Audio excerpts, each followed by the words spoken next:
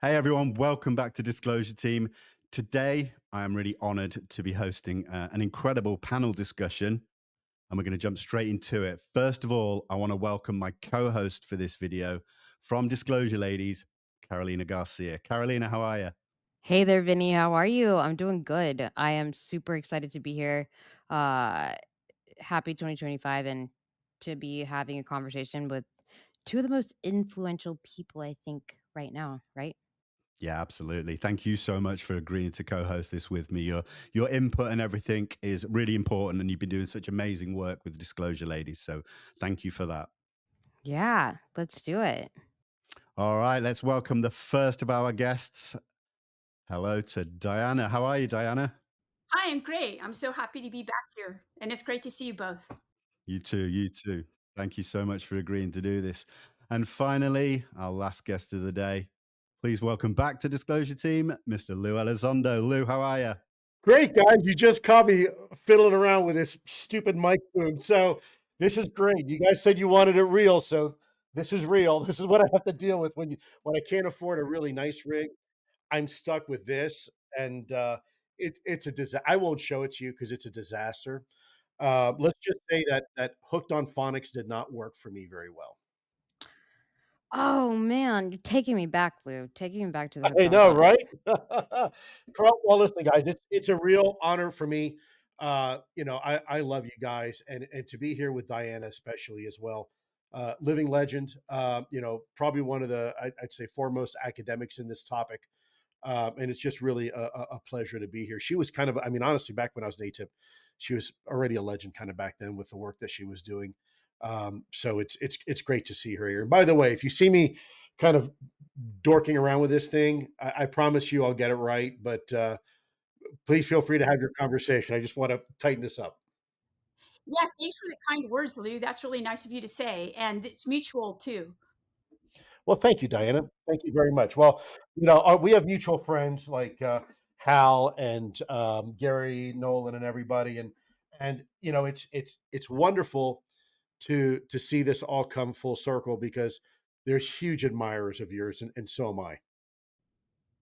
Yeah, yeah, and it's great to be a part of that. I was introduced to them a couple of years ago through Jacques and Gary, Yeah, and Jacques. actually, yeah, that's right. And when American Cosmic came out, they all got a copy because some of them were in it, and they were like, who is this person who is kind of a person outside of military, really, and in a sense naive, and just a person who didn't even know that that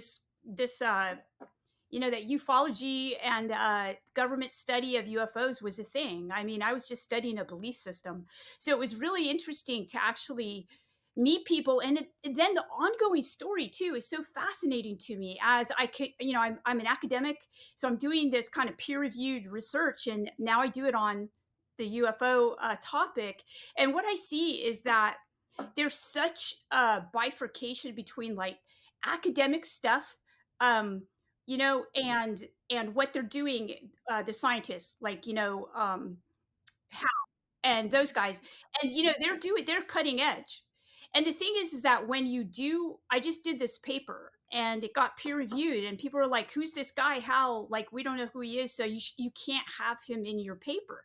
And I was like, "Well, wait a minute, yeah." It was just such an interesting expose of the reality of the silence of the topic for more than 70 years, and people like Hal, who's the cutting edge, like right on the Oh, cutting edge, 100%. is Yeah, 100%. I agree with yeah, you with so Hal. it's like Absolutely. invisible to academics. So academics do not know who he is. You cannot even get his stuff published, or not published, but I was having a hard time citing him.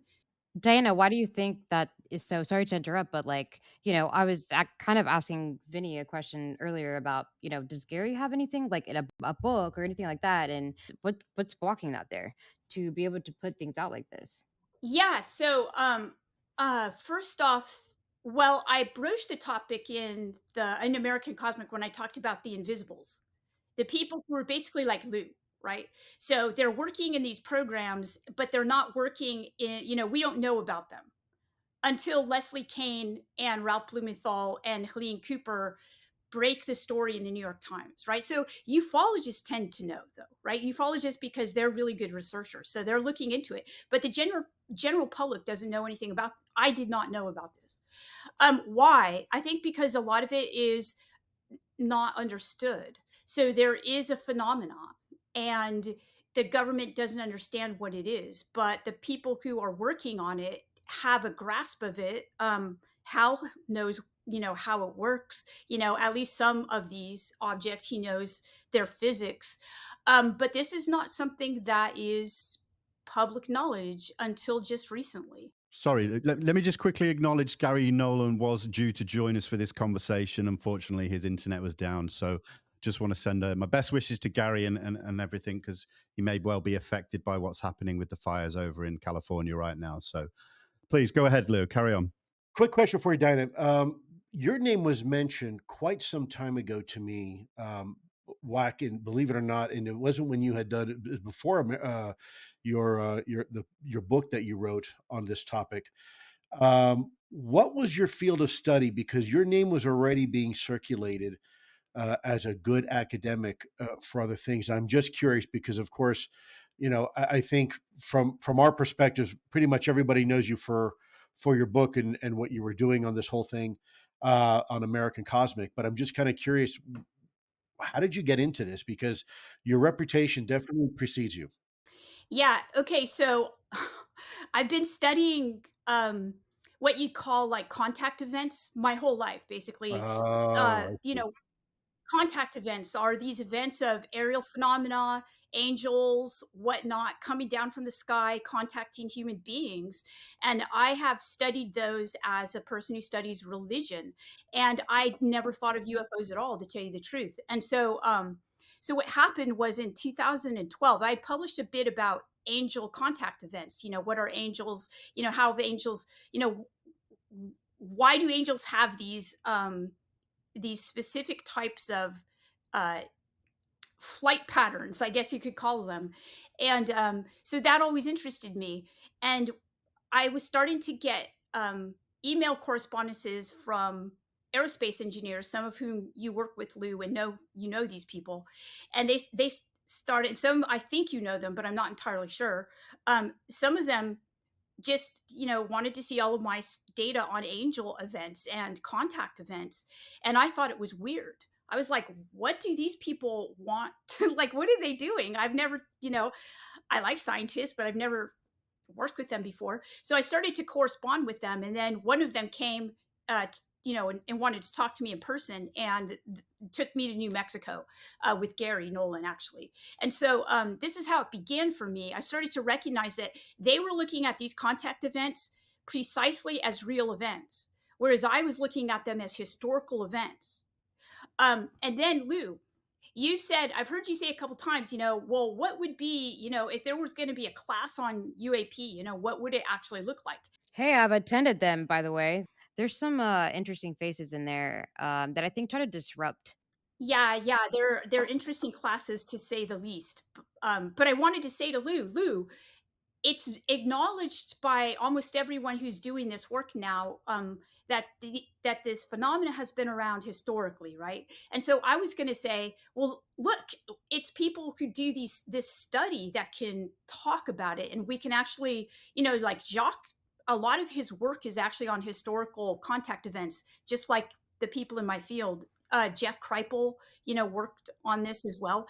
So it just was like a meeting between um, my field and people who do this work.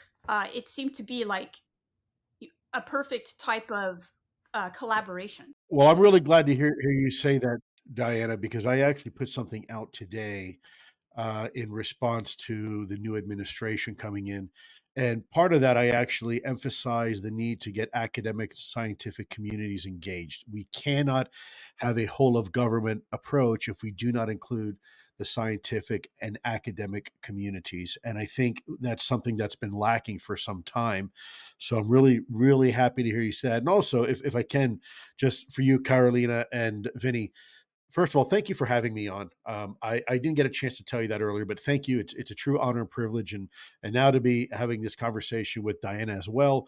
Absolute legend in the field, and then you folks that are literally taking this topic to the streets. And really, that's probably one of the other reasons, besides the work of folks like Diana Pasulka here, the work that you're doing every day, day in and day out, having the conversation by the water cooler, having the conversation around the dinner table, having the conversation in your bedrooms or living rooms or wherever it may be. You're making a tremendous difference in destigmatizing this topic. So huge thank you to you both. Thank you to Diana Pasulka, and a huge thank you to your audience too, that are just as part of this. At this point, it's really almost like a movement, isn't it? That are part of this initiative, as the rest of us. And look at this, right? Look how wonderful this is. Right now, we are four people separated by thousands of miles, in some cases continents. We're separated by gender. We're separated by political affiliations. We're separated by virtually just about everything, even including our backgrounds, right? Professional skateboarder, military guy, academic, and An whatnot. amazing saleswoman. Well, more than that, I know I heard a little bit about your background with some of the movies that your friends and colleagues are involved with. I'm not sure. I didn't want to say anything if I didn't have permission to say it. But my point being is that here we are having this conversation, and look at the demographics now, right? We have different age groups, we have different genders, and this is the magic that people like, particularly you, Vinny, and Carolina, bring to the conversation. You're breaking down these silos, these barriers where it used to be just a bunch of old gray white dudes having this conversation. Now it's really becoming a global conversation, and I just want to tip my hat to you and thank you very much. Well, I really do appreciate that, Lou. Thank you. I really do. I think one of the reasons why I'm really wanting to kind of put this kind of conversation together as well is because, look, it's a new year. There's been a lot happening in time. And I just wanted to see where people's minds are at the moment. So I guess my first question would be, where is your mind focused right now when it comes to the UFO UAP subject? It feels like something's coming. It feels like momentum is really moving. So either Lou or Diana, please, where's your head at right now with this I'll let subject? Diana answer that first, and then I'll jump in afterwards. Yeah. So I was really amazed. First, it's happening really fast. So I didn't expect this kind. I knew that at some point a type of disclosure would happen. Especially after the research that I did from 2012, and at about 2019, I published my book, and I was like, okay, so let's give this 10 years, right, and see how things go. Well, no, it was already happening, and so it's going exponential.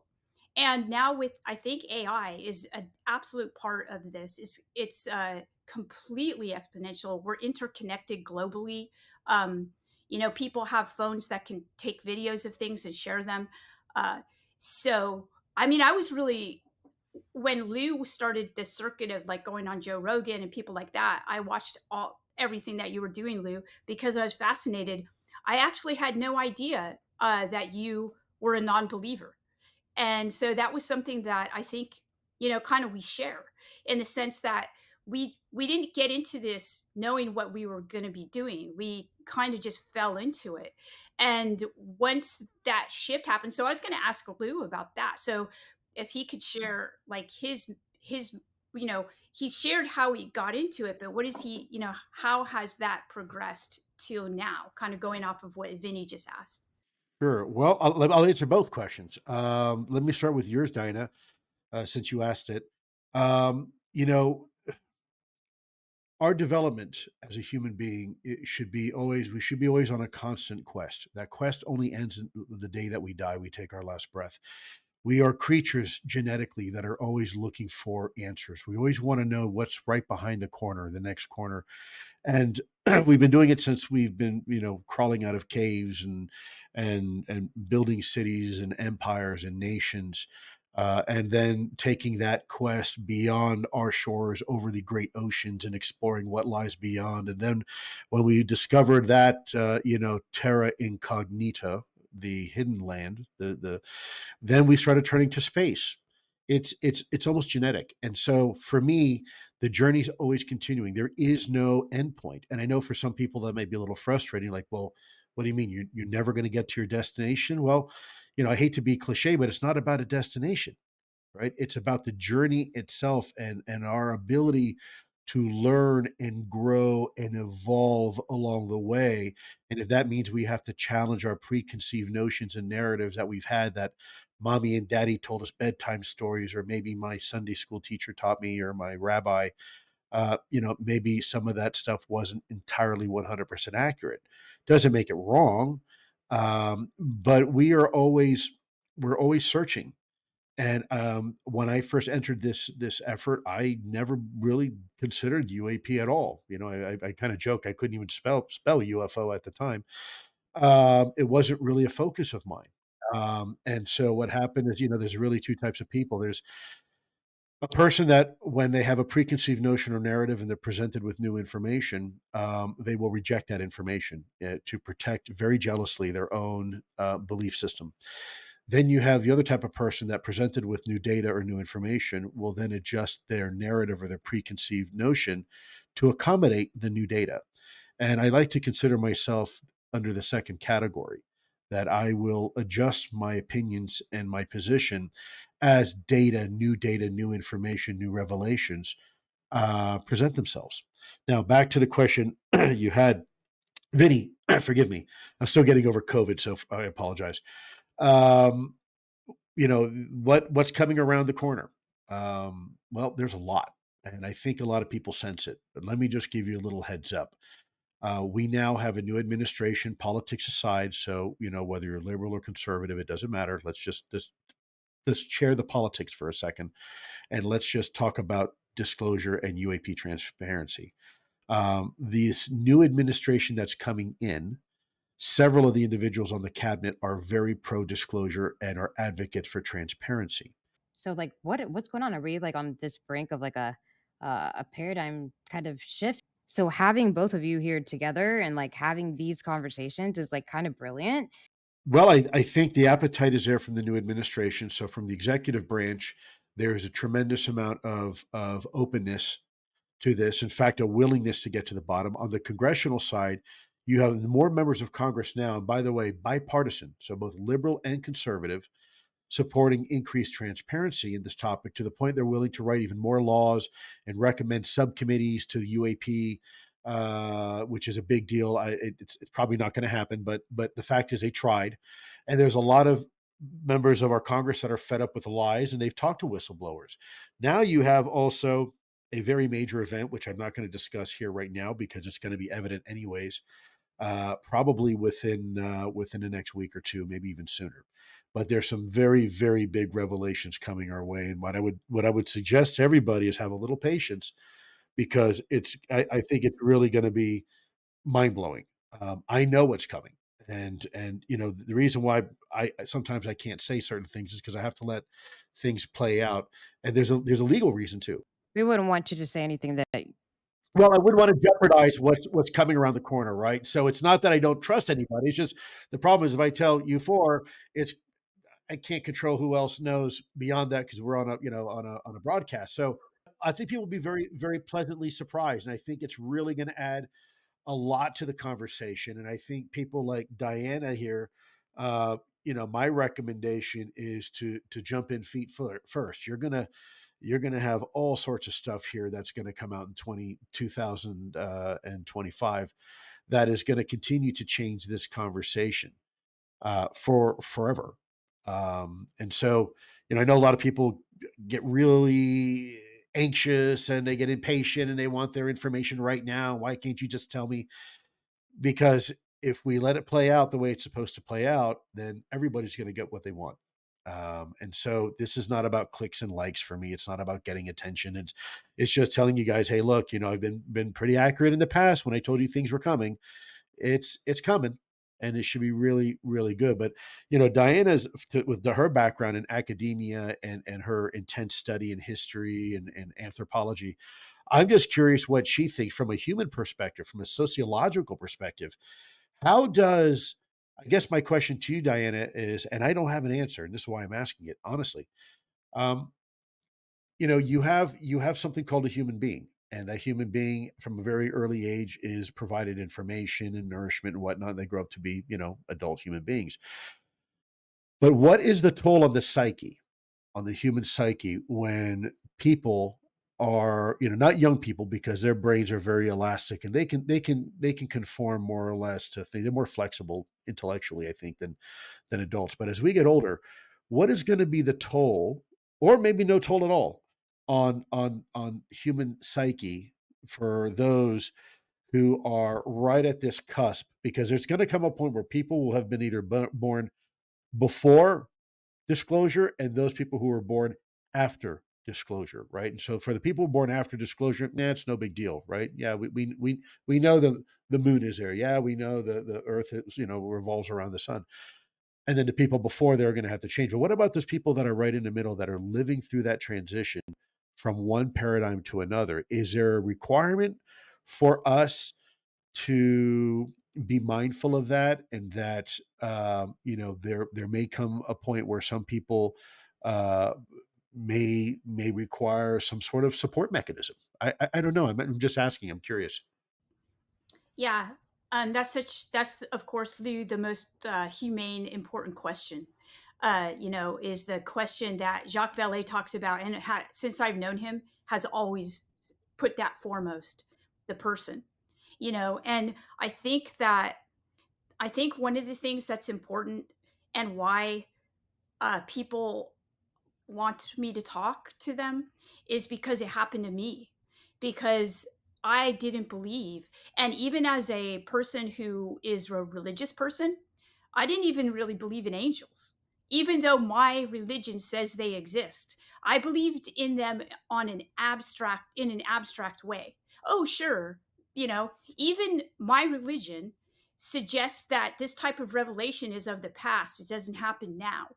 But what my research showed me was that no, this is happening now. These beings, there are beings like this. There are these what we call vehicles, what I don't know what they are, okay? But they're there and they're real, and people have had experiences of them, and often messages and communications, and sometimes, like Gary studies radiation. Um, you know, it's real.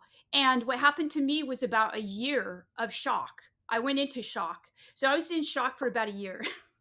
And I still get shocked. But I think that if a person goes through that and is vocal about it, like I that's what my book was about, was that I went through this, and honestly it was shocking.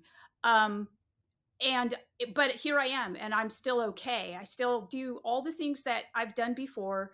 I maintain my family. My kids are going, I'm putting them in college.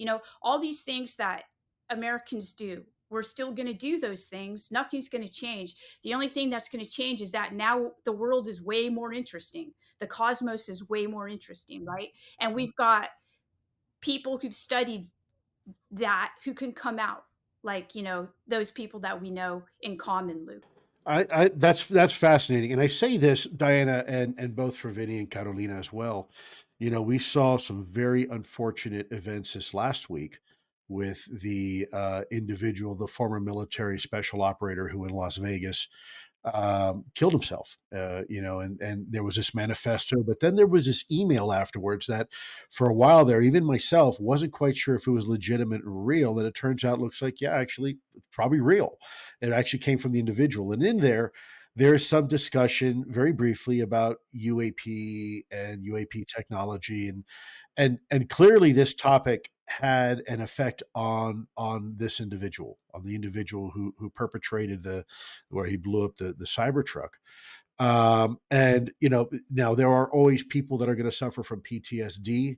A lot of my colleagues do. I mean, I've been to enough places where I've had my taste of that as well. How do we prevent this topic from pushing somebody over the edge, perhaps? Um, or is that just the cost of doing business? Yeah, that's a great question. What are your thoughts on that? Wow, well, touche. Good for turn that back on me. Thank you. You're right, and this is why I'm asking the question, because I don't have an answer, And I'm not sure any one person necessarily has it. Maybe it's literally discussions like this we're having now that get to. Maybe there'll be somebody listening to this podcast, right, or this interview, and says, "Yeah, I fall into that category. I'm really having a hard time absorbing this stuff, and I'm barely paying my mortgage, and I've got stress, and I'm trying to raise a kid and put him through school and put dinner on the table, and now you want me to consider the fact that mankind maybe not be at the top of the food chain on top, of everything else I got to handle. Where are the resources for people to get answers that they need to get comfort? What I'm trying to do is I have a small group of individuals, spiritual leaders, in the Christian faith and also in the Jewish faith and even in Islam. And I'm creating. I say I am not creating. I am facilitating with those other individuals that are part of this. We are together collectively creating a a religious um, group of individuals from all different backgrounds of religions, but they're leaders. They're recognized leaders in their faiths, and having this conversation. Say, what does this mean? And if somebody comes to you in Hebrew school or Sunday school and kid asks you a question and says, "I'm scared," how do you respond to that? Or you know what, this doesn't comport to the teachings that mom and dad teach me, right? These are big questions. These are big questions. Lou, are you forming a new religion? Well, no, that's my point. We can't. No, no, no, no, no. This is not. This conversation affects religion, but it is not religion. And this is why we have to be very careful because we don't want to cultize this thing. We don't want this UAP conversation to become a cult because, by the way, there are a lot of people out there right now that definitely want to turn into a cult and they want to be the high priest or priestess. And that's a problem. And we need to democratize this conversation. But how do we getting back to the original issue, how do we offer support for people? And even if we don't have the right answer, right? They may be asking a question that we don't know the answer to. But how do we let them know it's going to be okay? And this is a natural progression of human evolution. We're always going to explore. This is just yet another corner that we're peeking around the corner. That's all. There's going to be a lot more corners after that. And we've peeked around a lot of corners already. That's how we got to where we are today. So, how do we do that? One of the ways that I'm doing it is with my colleagues creating a religious discussion. I am going to be going back to Italy. I am going to be talking to members of the Vatican. I'm going to be going to the Middle East very shortly here in the next few months, talking to some people, some leadership over there. Uh, and then, of course, my exploits here around the United States. I always have try to work in some time to have a conversation with some of the religious leaders. But it's not really up to me, and I'm definitely not smart enough to have that conversation. And that's why I bring it up to you three to consider, because I think ultimately this is how we do it, and this is we do it as a group discussion. And Diana, I was just curious your thoughts because you do a lot of good for a lot of people. I hear your name constantly, and there's a lot of people that look up to you for answers, or in some cases, coping mechanisms. And so I just asked that question out loud. Now that we're at the point where we are, if tomorrow our government says, "Yep, guess what? It's all real. We've been lying to you, and we gotta move forward with this conversation." What will the impact be? And I don't think we have it. I don't think we have the luxury to just sit back and wait for it to happen. I think there's an expectation that we need to be thinking about that now. I can talk a bit about that if I'm about to say, I mean, the stunned silence is very reassuring. Just going back to a lot of what you just said, there's a lot of things in the dynamic. There's a lot of moving pieces, a lot of things going on. I kind of want to get back a little bit to elephant that's been in the room recently with the whole drone, whatever it may be. What do you think is going on with this whole thing? I mean, everybody wants. I mean, we have to ask you guys. my personal okay, so I do have a lot of friends who are in aerospace now, right? And so I listen to them when they talk to me about, you know, drones and what's happening. Because I'm an uneducated person with respect to that. So I don't know what's going on. And they don't either. That's the thing. They're like, well, we don't know exactly what's happening. Some of them, most of them don't believe they're UAP. Okay. So I generally defer to people like Lou and people like, I'm not going to name names, but people who are in the field and have military experience and know about that, because they would know what more so than me. What about you, Lou? What are your thoughts on that?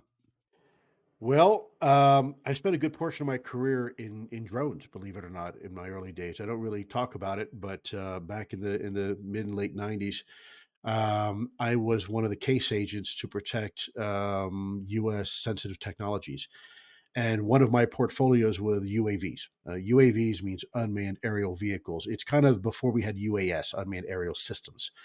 And back in the old days, you pretty much had a remote controlled airplane, is what it was.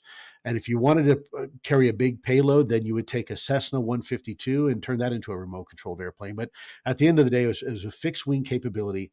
I worked on some of the smaller platforms called the Pioneer, and then later called the Hunter UAV, which was a twin engine, push pull twin Moto Guzzi engines, large platform. It was a platform that was co-developed between Israel and the United States.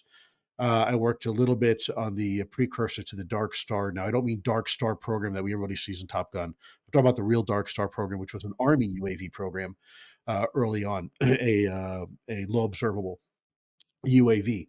So I understand how UAVs work, and my concern with the UAV flap, if you want to call it a flap, is this isn't the first time it's happened.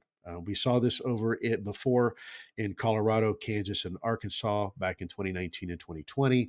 I was just Vinnie, as you know, I was over there in beautiful London, visited you guys less than a month ago, and we were dealing with drone issues there over joint bases, right? So this is not new. And it's not, these are not aircraft that are all being legally flown, because you don't shut down military bases when you're flying illegal drones. It just doesn't work that way.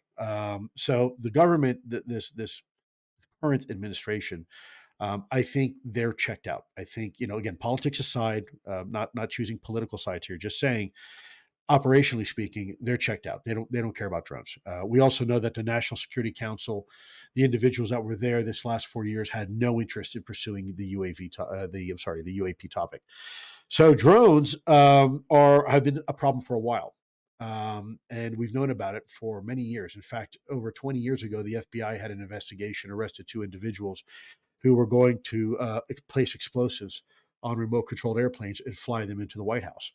So this is a threat that we've been dealing with for a long time, and we continue to ignore it. Now, what is a drone, right? Because everybody says that's a drone. Well, if it's an unmanned aerial system, then sure, almost everything could be a drone, right? Chinese spy balloon technically could be a drone then. But I think what people mean when they say drones, they're thinking quadcopters, or they're thinking maybe some sort of military ISR, or what we call intelligence, surveillance, or reconnaissance capability. So there's really only two types. You have the private citizen quadcopter type thing that most people see with neighbors' kids flying it around, or maybe your local real estate agents flying a drone around to take pictures of a house that he or she is going to put on the market, right? You have a longevity, a loiterability of maybe 15 minutes before the power runs out, and you can't really fly them very far because you're limited in range, maybe a mile or so, and that's about it. But the drones that have been reported don't seem to be these types of drones. These are not hobbyists. These are not average citizens. Some of these have been described as being larger than an SUV. Some of them have been described as coming out of the water. Some of them have been described as being completely silent.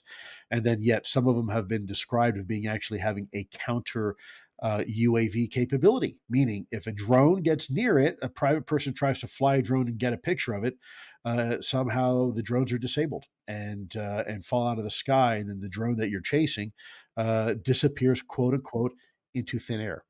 So that is not a hobbyist drone. Now, does that mean it's a UAP? Not necessarily. It could be some sort of very sophisticated drone that's being flown by somebody. The question is who? Who has that technology and capability? Yeah, why are they ignoring it? Let's take this pen for a second, and let's just say this is a super secret military drone that can fly longer than 15 minutes. Let's say it can fly 5 to 10 hours. Okay. And it can fly not just 2 or 3 miles, but maybe 50, 60, maybe 100 miles. Well, if that's the case, it's flying over the horizon. So now you've got another problem, because these drones are controlled by radio frequency. And these are usually line of sight, meaning they can't go over the horizon. If you want to send a signal over the horizon, meaning the operator of this drone is sitting more than 11 miles away, You have to have a repeater capability, meaning you have to have an aircraft or a space system or a satellite that's retransmitting that signal back down to the opposite end where the curvature of the Earth is, beyond that, so you can still fly your plane.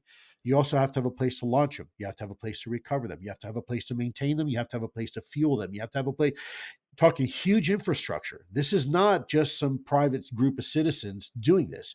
This would be a well orchestrated, very well planned effort by either a state actor who has the resources to do it. And there's only a few that have that resources. You're probably talking on the adversarial side, China, Russia, and maybe a couple others. Then you have the United States. The US could be doing these, could be our technologies. And for whatever reason, either we're not coordinating it with ourselves, so you have some sort of dysfunction going on, or ineptitude, or it's so secret we don't want to tell anybody. And the question is, why is it so secret? Is it the technology, or is it the purpose of why these things are flying? So then there's that. And then you have another argument on top of that that further complicates things. What if some people, the reason why people are having a hard time talking about the drone issue is because we're talking about two different issues. You're talking about a UAP issue at first, which is what people are reporting seeing. And then you have a government response of drones to those UAPs to try to go and figure these out. And then people are also reporting on the drones. And that's why they hear the whirring sound and they see the blinky lights and all that. So it might be not as simple as, is it drones or is it UAP? It might be both, and it might be neither. So we really have to look at this topic. And the real issue here is not that we have answers. It's that the government isn't even trying to get answers. And that for me is a problem. Just simply telling people these are all legitimate, don't pay attention to them. People are smarter than that, guys. You know, when a drone is over your house and it's not supposed to be there, that's not normal. I'm sorry. And anybody who tries to do that, should probably try to sell you a bridge in a desert. And your normal camera isn't gonna capture to what you see, Like, our phones are not meant to capture these crazy things, and so Well, the phones are only one dimensional, right? And they're only looking at something in a very specific space and time for that moment under those circumstances. They're not telling you the full story. You really need radar data. You need a hyperspectral. You need a whole lot of stuff looking at what's going on to figure this out.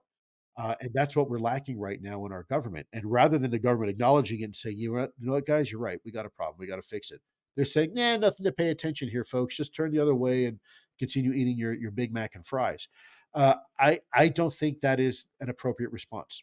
I don't, by any government, whether it's conservative or liberal or anything in between.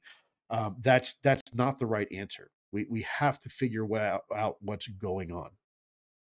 Yeah, and I think the lack of government information or official information is kind of people are creating their own theories, and they're almost deciding for themselves what these things are, and it seems to be muddying the waters a lot as well. And I think that seems to be an issue. I mean, Diana, what do you think? Why do people seem to kind of create these narratives for themselves? Is it just for comfort? I think it's because they have anxiety, and so I think Lou broke it down really, really well. I hadn't heard it broken down that way actually, and we're I guess this idea that we could be conflating, instead of an either or, it's a and but kind of situation. I hadn't heard that before. I think that's really interesting. Um, so why do people do that? Honestly, I think it's because we're between administrations in this transitional zone. That causes anxiety. We just started a new year. That causes anxiety. There's a lot of anxiety right now. So it makes sense that people are doing that, and it also makes sense that a good many people are not caring about it. Right? They're eating their Big Mac and fries, like Lee says. Diana, can I ask you a question?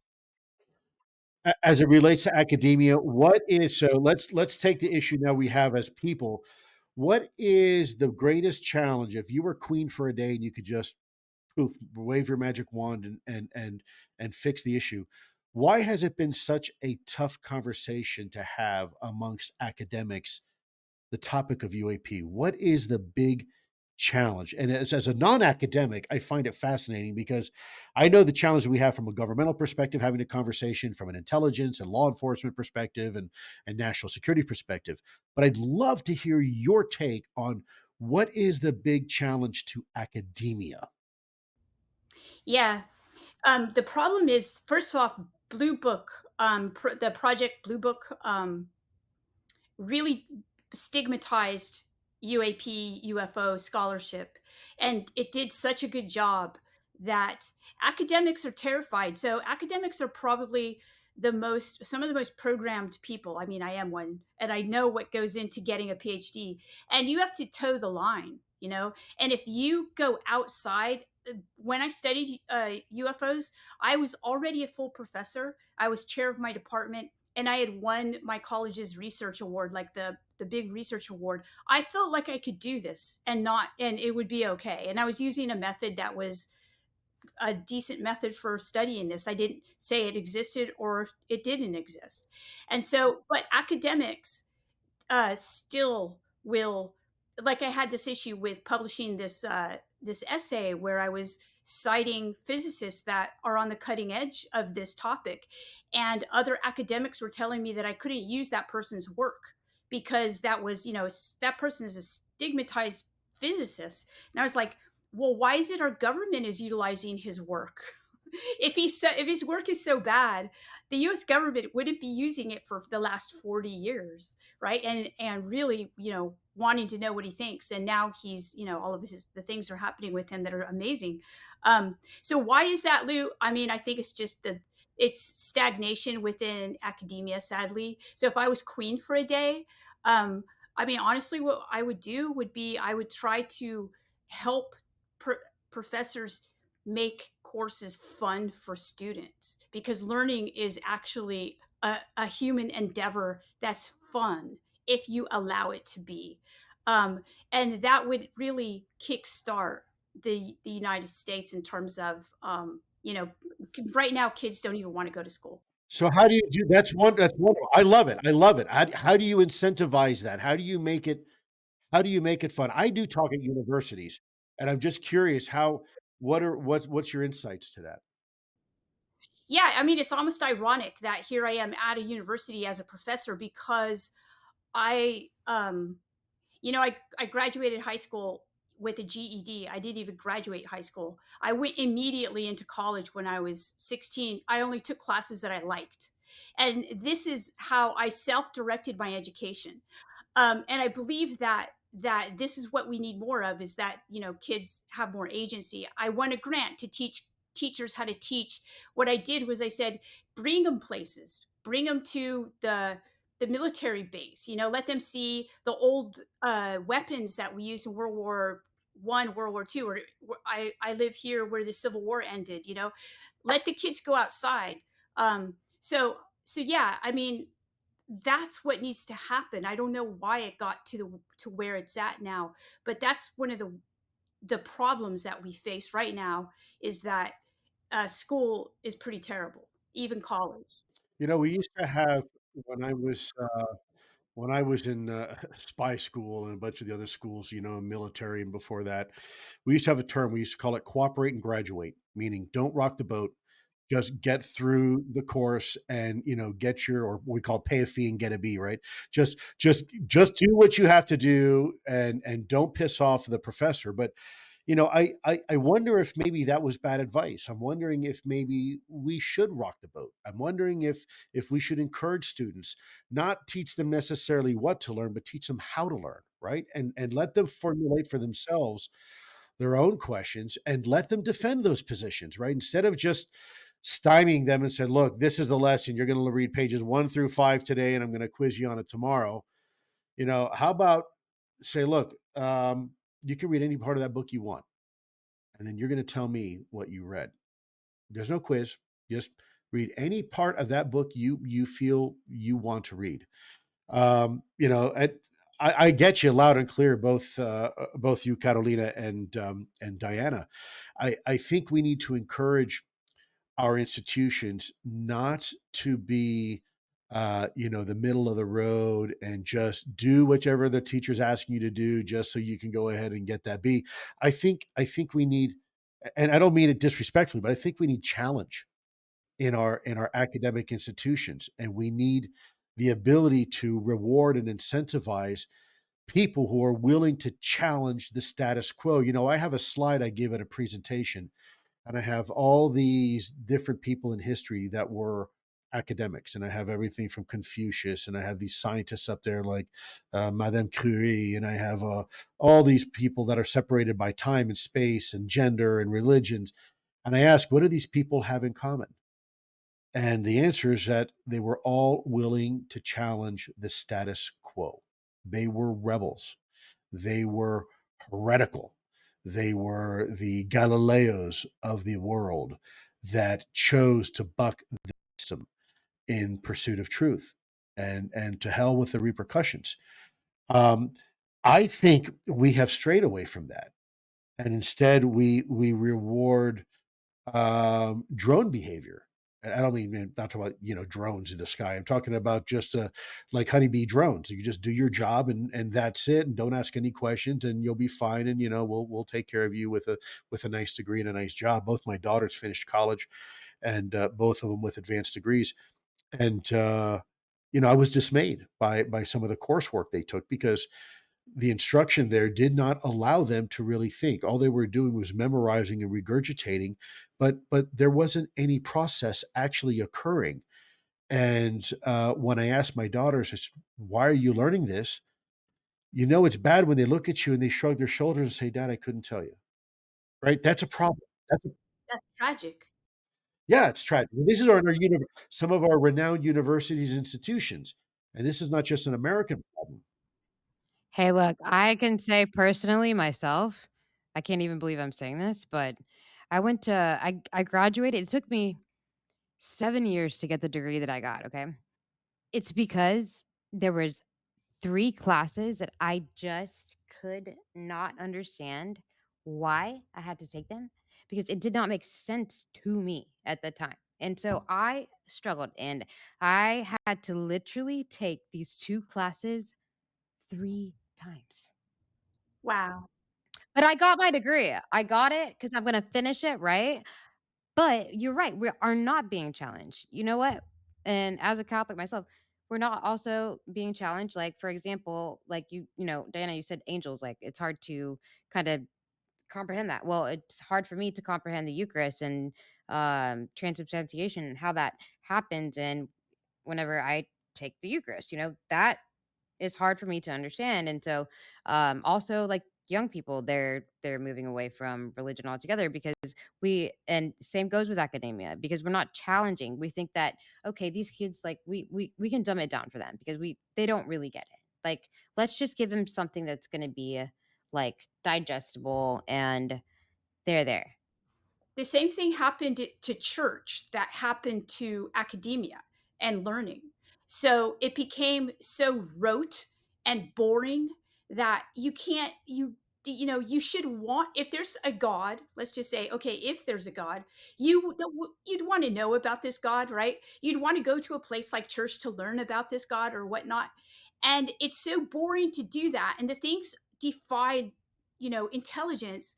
And it makes people, it's not fun, and nobody's going to do it. And so the churches are losing people.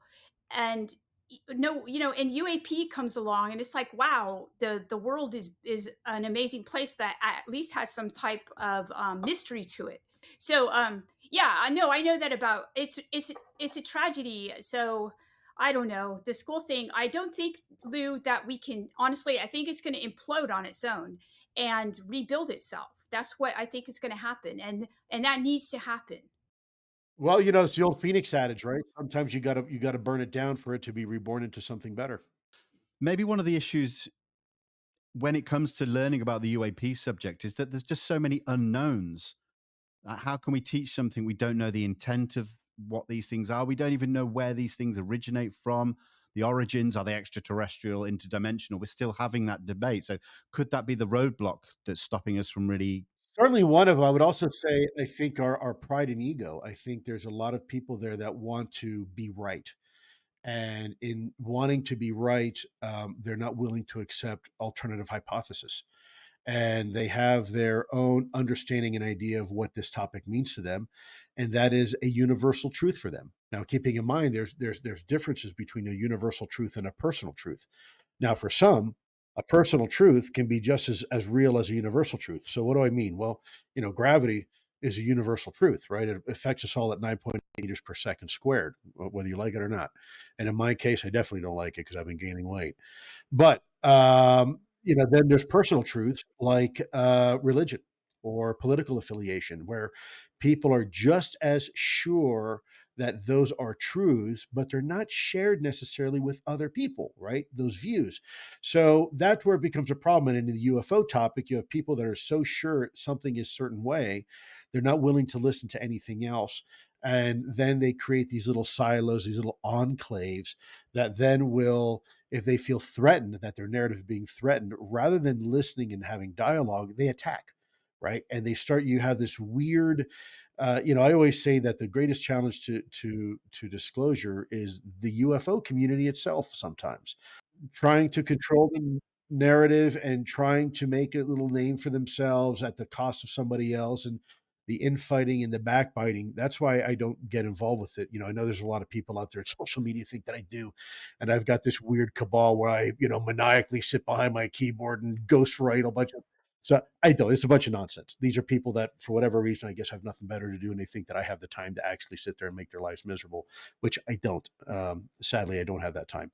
And if I did, I probably wouldn't do that anyways. But my point being is that we have a lot of a disparate, let's just say, group of individuals, and they all in their own little camps. And rather than working together and coming together and building a much bigger bonfire, they're too busy protecting their own little fire. And they don't realize that that fire is susceptible to the wind and to the rain. And if you want to keep that flame alive, stop hoarding it.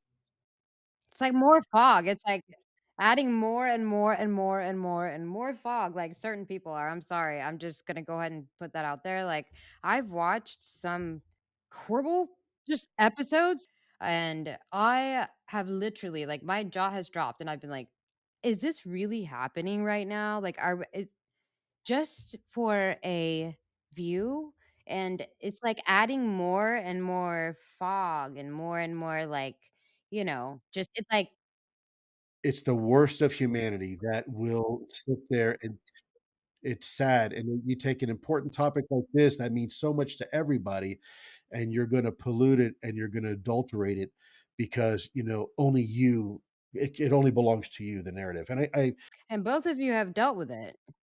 I think all of us have, not just both of us. I think you too, and Vinny, and I mean, we all get crap. Oh, no, people love me, Lou. Everybody I'm just kidding. Well, I'm sure they love you, but that's unfortunately that is not my case. I do not enjoy that same privilege that you do. Let's just put that out there. I've been told, what was it? For disclosure, ladies, so what is she gonna do? Make a sandwich? And you know what? I make a great sandwich, so thank you for the compliment. Maybe I will. I had somebody that I respected very much tell me I have to stop thinking like an enlisted soldier and be the officer that I am. And I turned to him, I said, "Thank you for the most amazing compliment. I take that as an incredible honor. Yes, you're right. I do think as an enlisted person because that's where we get stuff done. No, I'm not going to sit back with my heels up on the chair and have everybody else do my work for me. I'm going to roll my sleeves up, and whatever work needs to be done, I'm going to be the first one to get my sleeves rolled up and do the work." So you're right. It's appalling. But I think, again, going back to what we were doing originally here with this conversation, all four of us, this is where the magic happens because now all four of us can share our ideas. We're not insulting each other. We're not slandering each other. And I'm sure there's lots of stuff none of us would agree with each other on, but that's okay. That's boring. That's so boring. If we all agree with each other, like, I don't wanna, like that'd be just boring. Well, I want to put you both on the spot. You put Diana and I on the spot. I want to now put Vinny and you, Catalina, on the spot for just a moment. And I'll start with you, Catalina. What do you think is the greatest obstacle right now for us as a species to have this conversation with ourselves? To have this conversation, greatest obstacle, I think there's a lot of different obstacles. With ourselves, as in when you say ourselves, do you mean like me personally or like As a ourselves as species, in like everyone? for you having the conversation with your neighbor, or you having this conversation on a radio, podcasts like this or having the conversation at all. I don't want to overprescribe it. I want you to tell me what you think, in your opinion, is one of the greatest obstacles right now affecting us having a conversation bigger to make this conversation bigger. A few things. A lack of, well, media, right? Mainstream media, lack of data, lack of understanding, lack of being able to study things the way that should be studied because of, I mean, let's go back to Jacques Vallée. Let's go back to John Mack, you know? Like there's a stigma surrounded about these things. It's a dogma. Also it's just, yeah, I mean, I don't think it's like a hidden secret in like a tomb of Egypt. Like uh I think people have had experiences, especially military, that have come across these things like Fravor, which we have probably we have a ton of data on that. And so, I mean, it's been here, it's been there. And so why the hesitation? And like also, like, think about, like, hidden knowledge, That's why I love the internet and this technology because, like, Alexandria went, well, at least we now have the internet and the data is gonna be there, and hopefully we won't lose it. So maybe, just maybe, if we can all cooperate together from just like you, from your standpoint, from Diana's standpoint, and Gary, who's not here, from his standpoint, all of you together, you know, that's what needs to come. It needs to be a cohesive effort. Fair enough. Fair enough. How about you, Vinny? What do you think? I think one of the main struggles is just everyday life. People are, they've got so much going on in their lives that they're just not ready to add anything extra to it. Every day is a struggle for a lot of people. When are they going to pay the next bill? How are they going to do this or that? They've got, everything's, the world is not becoming an easier place to live in as time goes by.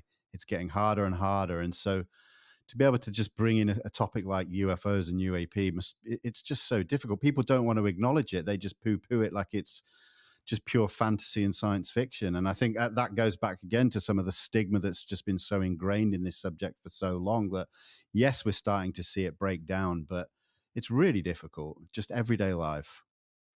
Let me ask you, if this topic had the ability to improve people's lives, hypothetically, would that be the impetus then for people to say, okay, you know what?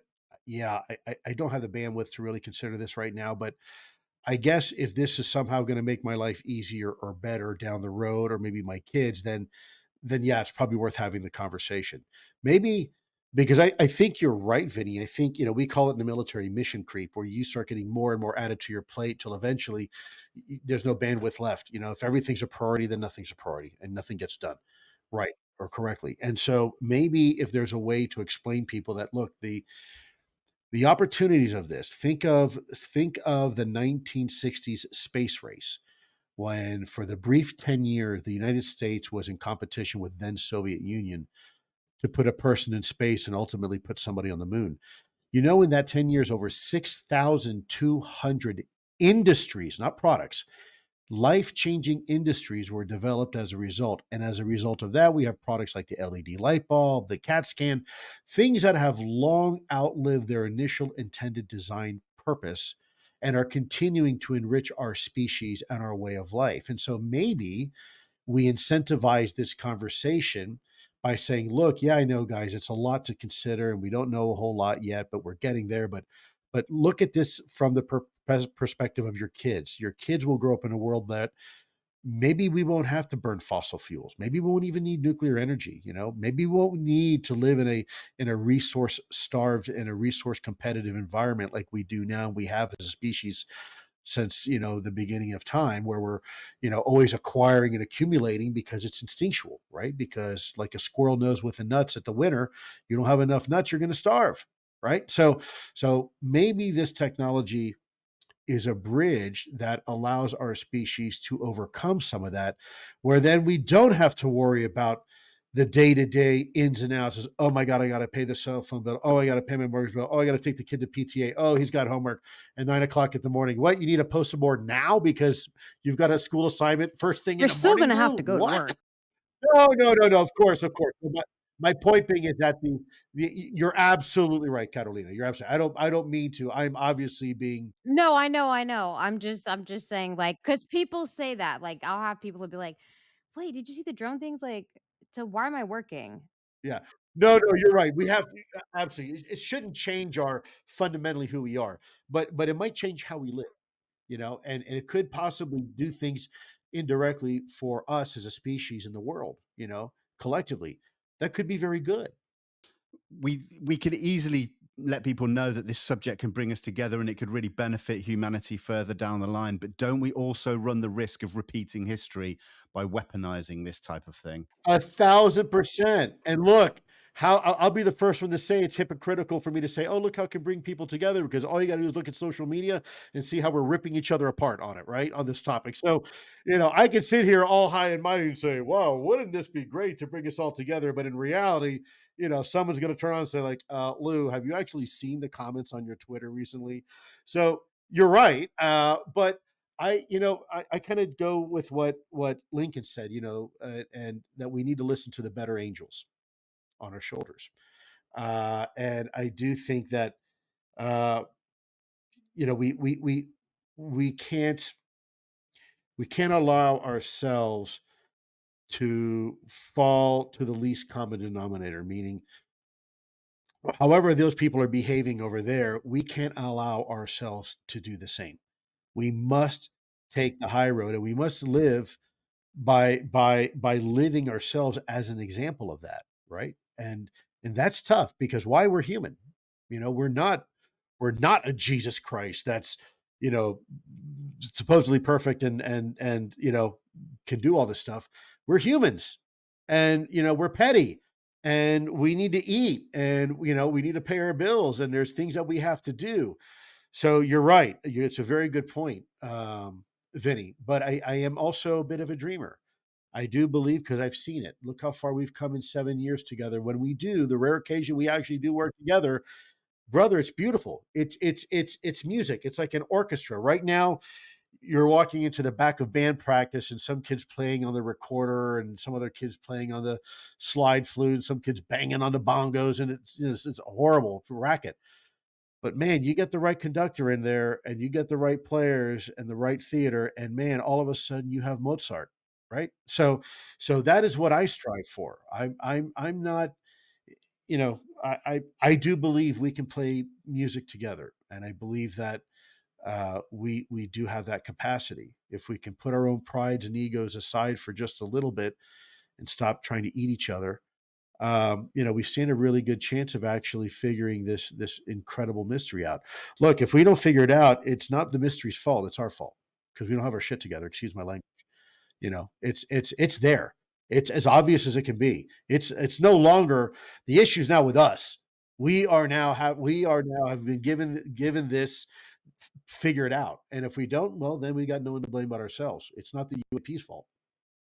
Diana, definitely comment on this. Yeah, so I think that Lou is right. I think that I love the idea of, listening to the better angels. Um, so I think that right now we're at a really unprecedented point where the historical tradition in, religions, basically, they're the functioning governments of our time up until the secular age, which was modernity. Um, it's now that we actually have the capability and the science to actually look at those events, those contact events, and figure them out. So here we're actually going to be, this is where science and religion actually meet. And I think this is fascinating. Um, I was confused when the aerospace engineers reached out to me in 2012, and I thought, why do they care about this? Well, now I know, and it's the most exciting thing ever. So this is what is ahead of us. I don't know what's going to happen, Lou. I'm I can't wait to find out, what's coming. Okay.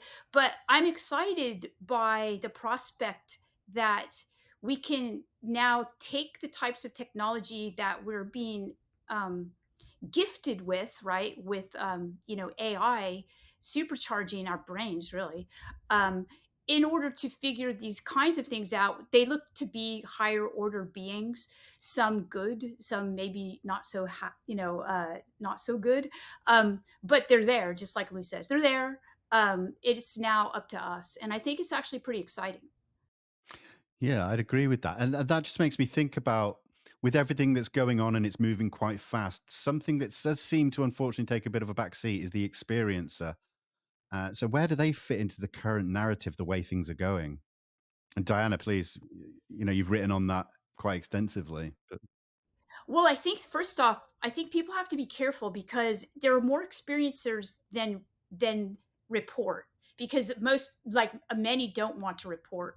The work of John Mack showed that people who are experiencers are completely normal except for having this experience, because remember, people used to think they're delusional, and there's the idea that they're having delusional things happening to them. But Jeffrey Kripal did the stats, and I'm probably going to get it wrong, but about 10% of the population is, in many ways, these are experiencers, people who are having these anomalous experiences.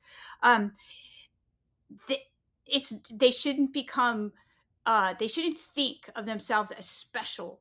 I think that what happens is that consciousness is an access point, but we all have that capability. Okay, and some of us just shut it out with caffeine or nicotine or whatnot, right? Alcohol, whatnot. Too much exercise. There's a lot of ways to shut it down because we don't want that experience.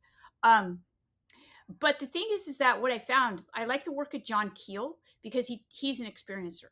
So if you read his book, especially The Eighth Tower, you'll see, and this is borne out in religions too. If you look at the history of these contact events, um, a lot of the information given sometimes is just not correct. So so people have to not, if they're having these experiences, a lot of times they attribute extraordinary accuracy to it. This being told me that I needed to do this and that this would be a new game changing technology. I get these emails every day now, by the way.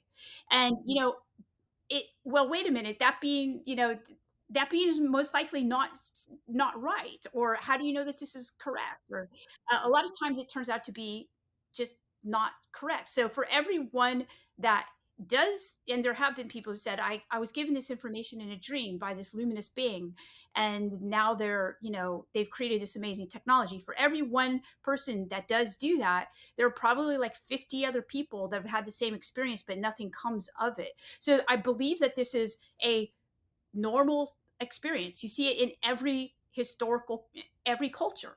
A lot of cultures, utilize religion in order to help people through these experiences. That's what religion used to be about, was helping people deal with mystery and the unexplained and that type of thing.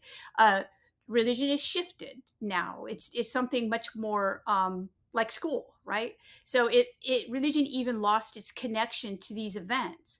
But I would submit that back in the day, religion was actually the way that people dealt with these events. It provided ways to deal. It provided people who were knowledgeable about these events. If you go to Indigenous Australia, those communities, they have people that know about these events, and yeah, they're like, no big deal. We can deal with that. Um, you know, so that's what I would say to answer that question. Vinny, there was a time where the American Psychological Association had deemed a anyone who entertained the notion of UAP, it was considered a severe form of deviance. And so these types of labels were very, very effective in helping stifle anybody who wanted to come forward who thought themselves as a quote unquote experiencer from having the conversation, because they were afraid of being ridiculed, they were afraid of being labeled, right? And it was nonetheless our own medical practitioners that were in some cases recommending people to be on antipsychotics and medication, and in some cases institutionalization, simply because of their experience that they believed they were having. with something else. And it's funny because when you look at that experience from a religious perspective, it's far more acceptable, right? Whether you're calling it a demonic possession or an exorcism, or the practice, the very act of religion itself is supernatural. You are praying to something you can't see, touch, taste, or smell, and you have a belief and a connection to this deity, and yet there's no empirical proof for it other than what your beliefs are. And yet, when someone has an experience regarding UAP, it's met complete opposite. It's met with almost a disdain, where it's back in the Middle Ages where they would potentially tar and feather you, right, for saying something that was heretical. And we did that to ourselves. We created that stigma. That wasn't created by the UAP. It was created by us, and we have only ourselves to blame for that. And it's reprehensible the way that we treat people, whether they had an experience or not. If they believe they have an experience, we need to, I believe, have an ability to take that data and that information. Because the one thing I've noticed, there's a lot of things that happen to people, even when I was in the military and over in combat, and working overseas. A lot of things that people would report in the field, combat field, that seemed just there's no way in hell this could have happened, or someone on a Navy ship, reporting a big tentacle of a squid like a kraken. And of course, people laugh until we realize there are things called giant squid in the Pacific, right? And they're real, and they're not lore. We talk about things like mermaids, and until people realize there's something called a manatee, and kind of looks a lot like a mermaid, doesn't it? Was the sailor really that crazy?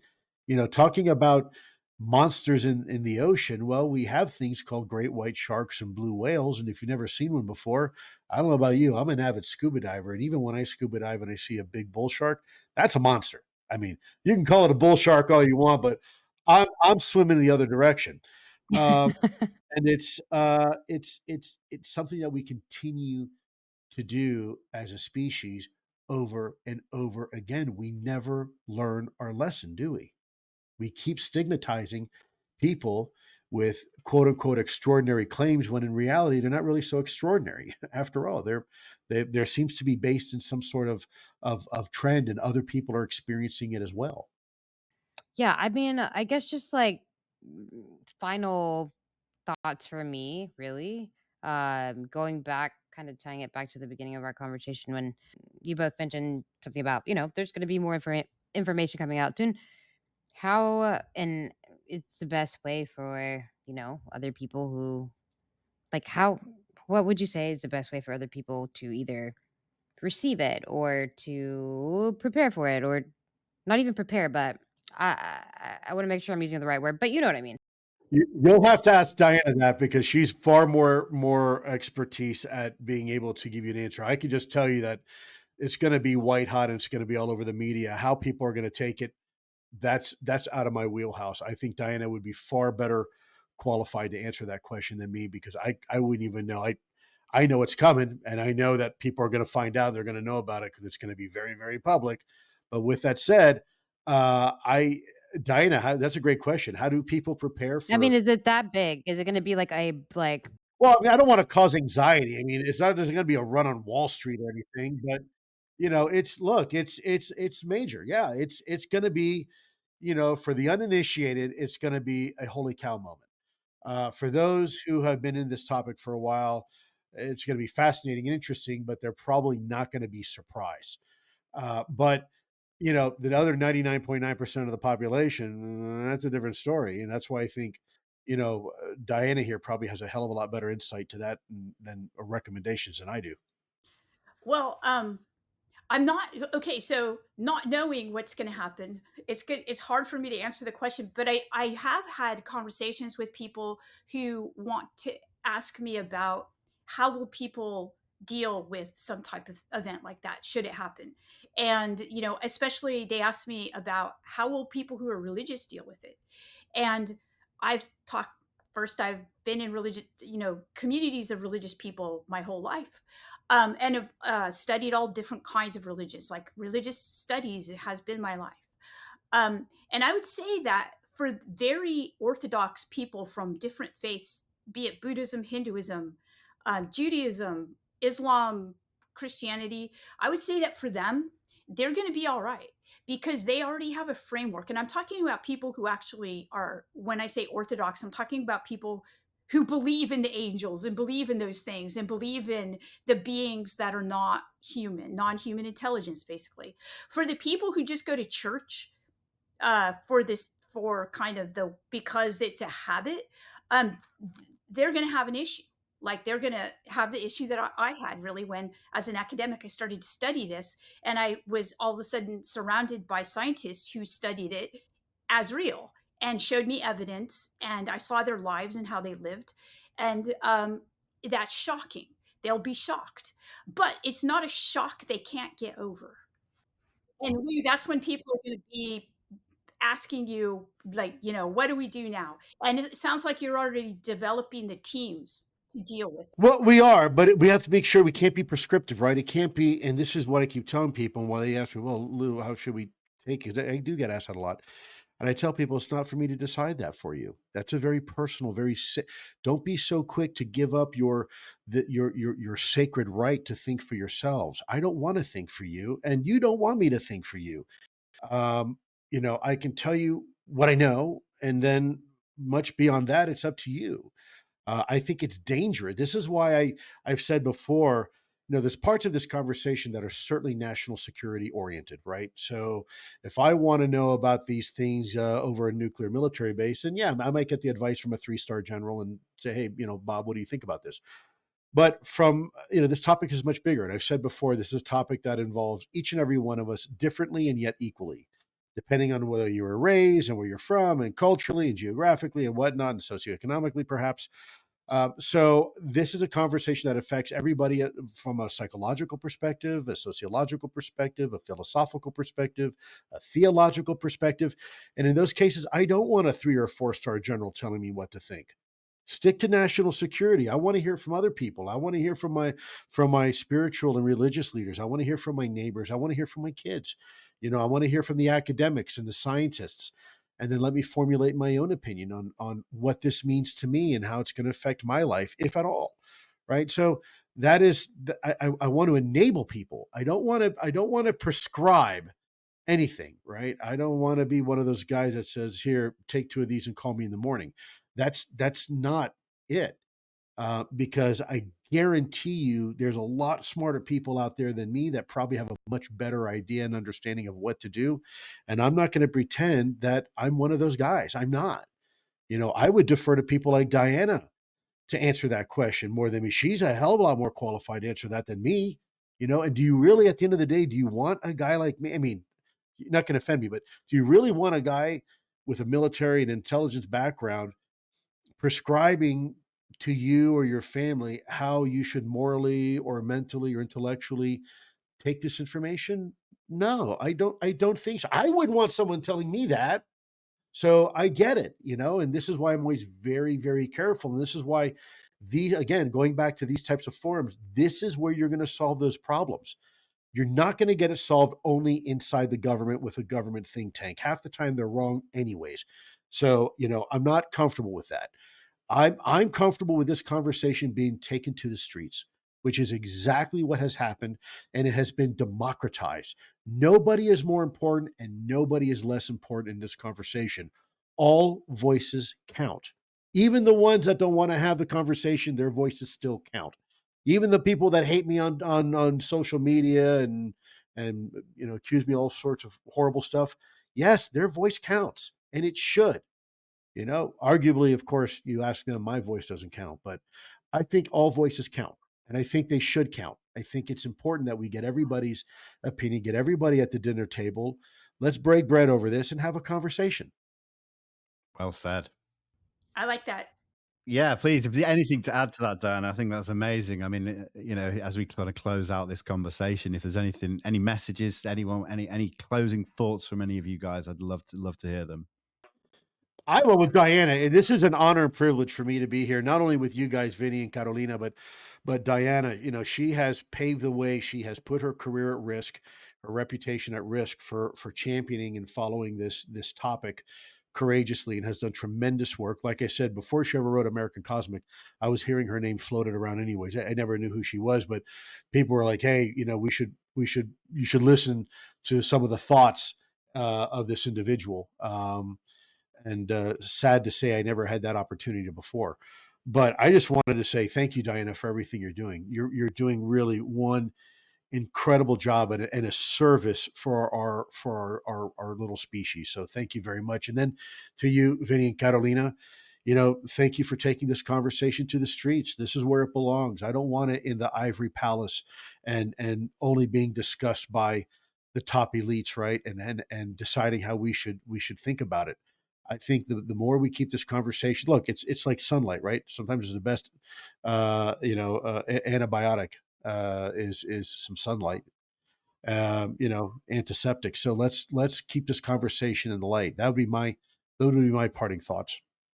I agree wholeheartedly, and I also want to thank you all for being here, and Lou, especially thank you. You've been doing this. I mean, like I said, you were part of the Invisibles until you weren't, and then when you weren't, you know, you and I took a lot of heat for being public, and and I always felt a sense that, you know, in that sense, I really respect that because, you know, it wasn't easy, was it? But you know, and we're doing it, and so I respect that. So, and I'm really pleased to have finally talked to you. And we'll see each other. We keep missing each other at Yeah, conferences, I know. I love this. and hopefully, you will be there too, Vinny and Carolina. Carolina, please, any closing thoughts from you? I just want to say this it gives me a, I don't know, like a really good feeling. And I like this is why I love doing this is because it's a conversation that never existed before, and now we can actually like it means something, and a lot of people are going to get a lot from it. I mean, especially, both of you at the start of 2025. And I think people are really going to benefit from this. And this is a message that we need to go into the new year. So, again, so cool to do this with you. And you know how much I support both of you. So, Carolina, let me leave you with this real quick because it bothers me that someone said something about you making a sandwich. Remind them about Joan of Arc and remind them about Queen Elizabeth and other great female leaders that have revolutionized and changed the face of this planet beyond any capability that any man could possibly ever do. So, whoever told you that about a sandwich, you know, I make a good sandwich too, but please know that is not view is not shared by the vast majority. Okay, so I just want to apologize. Whoever said that to you, I want to apologize on their behalf, even though they probably don't deserve it. I am terribly sorry. I have two wonderful daughters, a house full of girls. Until recently, even the dog was a girl, and I've never regretted it. I've always considered women the greatest creation of God, and far superior to us silly knuckle dragging men. So I mean it sincerely, and I'm sorry that somebody ever would say that to you. hey, it's part of it's part of life, right? Like being a woman. It's not like it's all right. You like you said, like you just kind of have to. Yeah, well, it still saddens me. Like I said, I've had to hear it from my daughters several times too, and every time I hear it, I keep hoping that we're going to evolve one day beyond that. But you know, sometimes men just suck. I'm sorry. No, I yeah, I mirror those sentiments absolutely, Lou. But I just want to finish off by saying thank you to the three of you. I think these conversations are wonderful. You know, it's easy for me to do a one-on-one interview where it's question answer, but sometimes I feel that these kind of more roundtable discussions, which we had one recently in London as well, Lou, they just kind of give you that little bit extra as well. So I want to thank you, Lou, Diana, absolute pleasure as always, and Carolina, thank you for being such a wonderful co-host, and of course everyone that has been watching this, whether you take something away from it or not, please just continue to have the conversation. Let's keep that stigma reducing, and hopefully with what may be coming in the next couple of weeks, we have a great start to this wonderful 2025. But I just want to say thank you to everybody. Take care, Thank you. everybody, and God bless. Thank you so much.